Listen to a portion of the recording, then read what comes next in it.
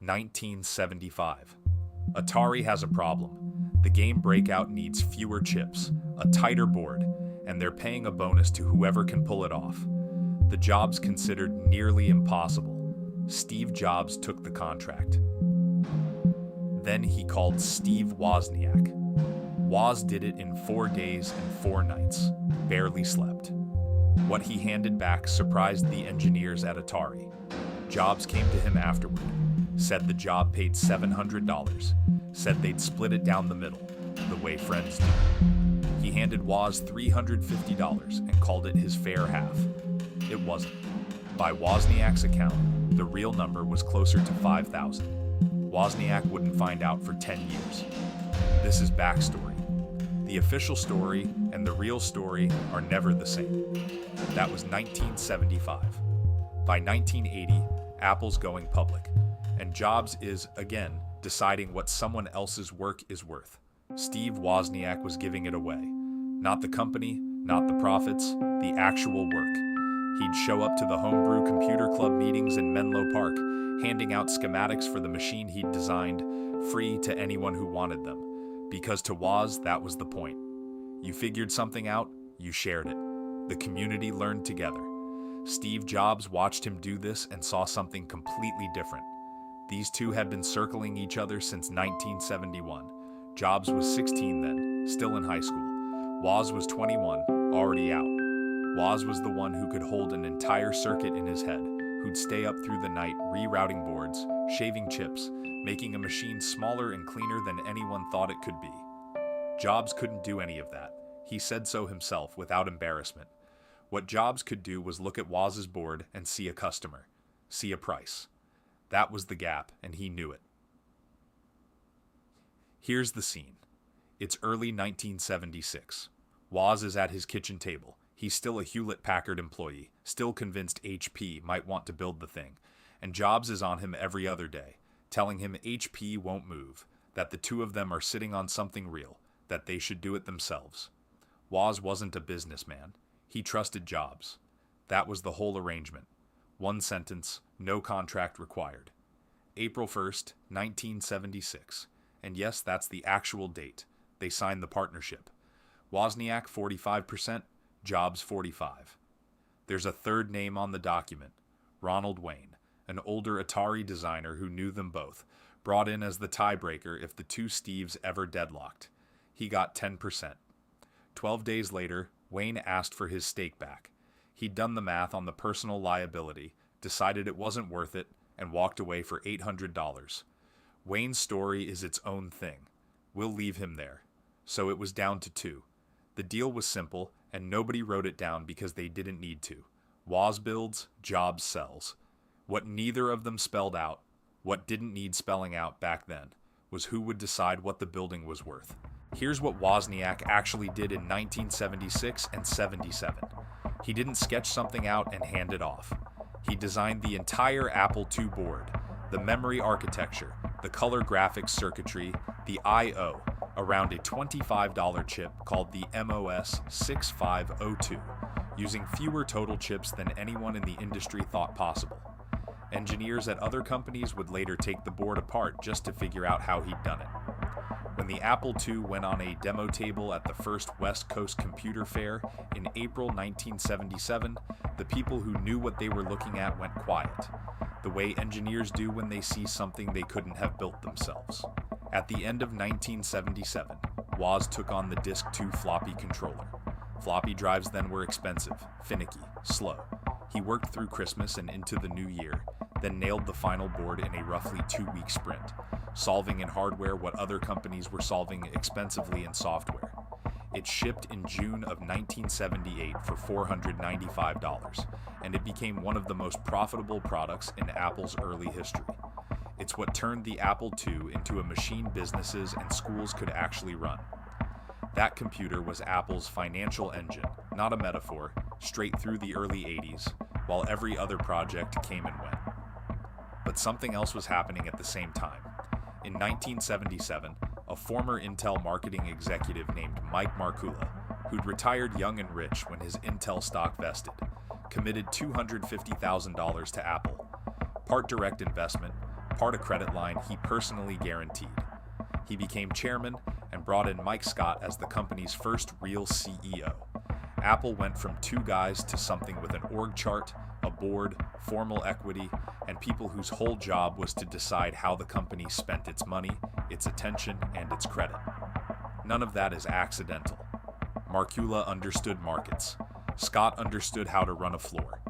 The Apple II needed a sales organization behind it, or it stayed a hobbyist board in a plastic case.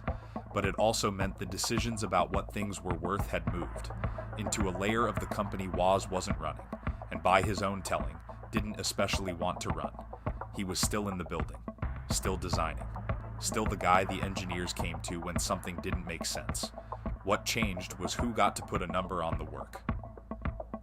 And on December 12, 1980, Apple went public, valued at around $1.79 billion. The question of what Wozniak's work was actually worth, and on whose terms, got its answer that day, just not his. The stock priced at $22 a share. By the close, it had pushed past $29. By the time trading stopped, Steve Jobs, 25 years old, was worth something in the neighborhood of $217 million on paper. Steve Wozniak, around $116 million. Dozens of Apple employees cashed out.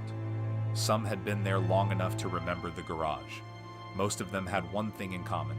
They'd gotten stock options before the IPO, back when options were still cheap enough to matter. Not everyone did. Daniel Kottke had been there from the beginning, not the mythologized beginning, the actual one. He and Jobs met at Reed College. In 1974, they traveled through India together, on a trip Jobs would later call formative.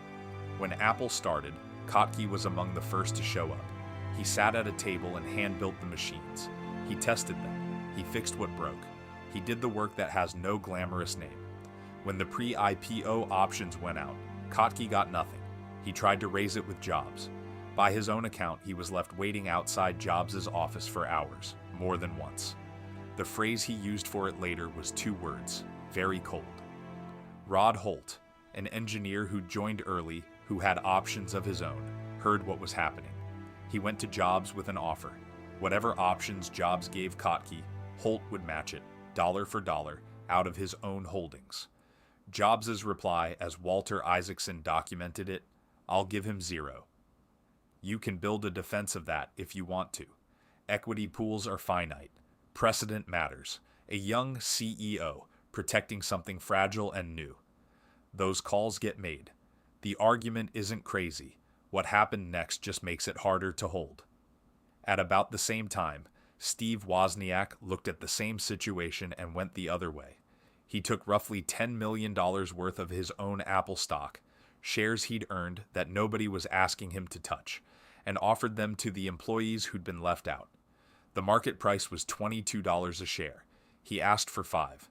The difference was his to absorb. Not a loan. Not a press release. He later said he did it because it was the right thing, and that $10 million was a lot of money back then. No announcement, no award. The name it eventually got, the Woz Plan, came from other people. He just did it.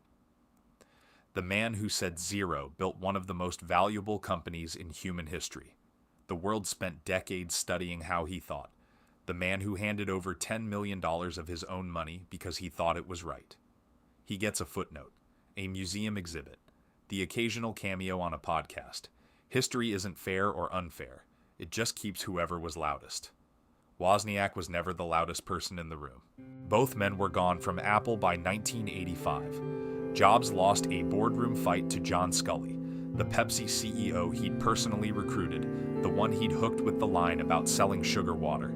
Scully won. Jobs was stripped of his role and by September resigned. He went on to found Next, buy a struggling animation outfit out of Lucasfilm for $5 million, and pour another $5 million in just to keep it alive, a company you now know as Pixar, and in 1997, with Apple bleeding and directionless, he came back.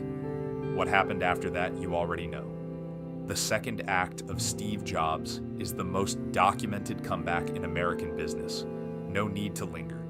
Wozniak's exit that same year was quieter and more his own. A plane crash in 1981 had knocked him out of the daily grind, and by the time he came back, he was already drifting toward the door.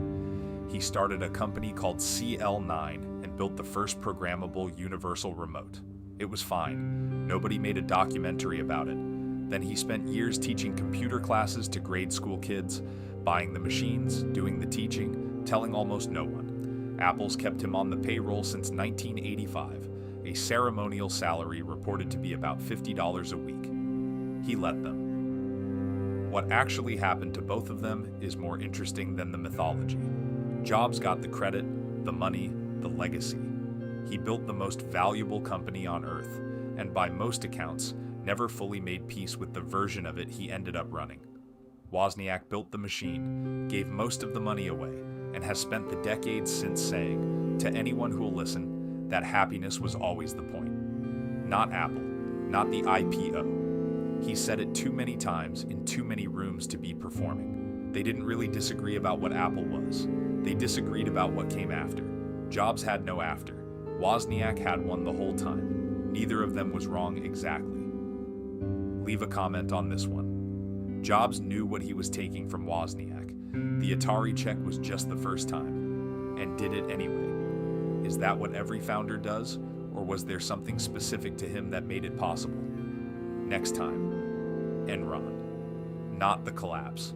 Most people know the collapse. The part before it, when everyone inside the company could feel something was wrong and nobody said it out loud. You'll see something familiar. That's the backstory.